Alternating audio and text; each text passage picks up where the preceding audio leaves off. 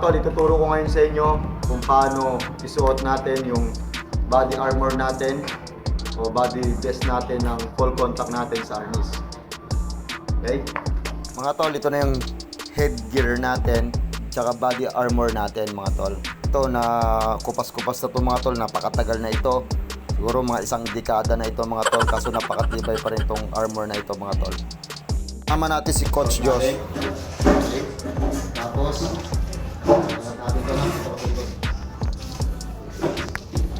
okay, pasok natin to yung left side na tali pa X. Okay, pasok natin yung kabila. Yan mga tol, nakapasok na yung dalawa, naka X na siya. Ito suporta to, ang dalawa na to, pasok pa rin natin to. Okay, puro pa X siya guys mga tol, pa X siya.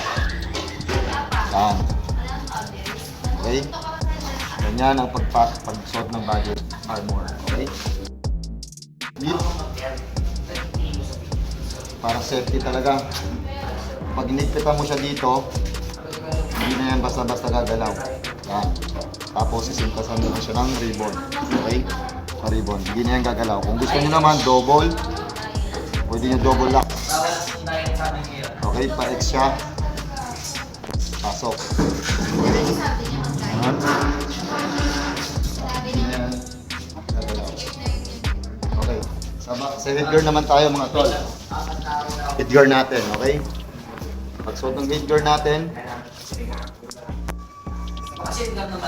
suot.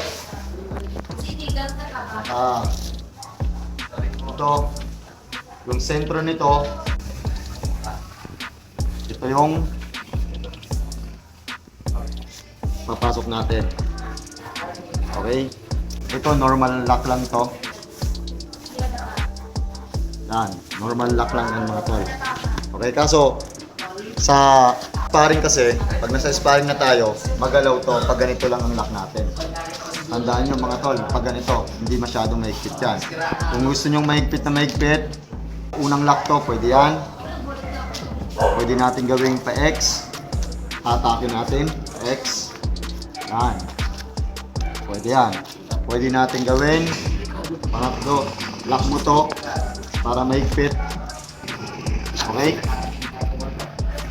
Mahigpit, lock, para hindi talaga makawala. Naka-press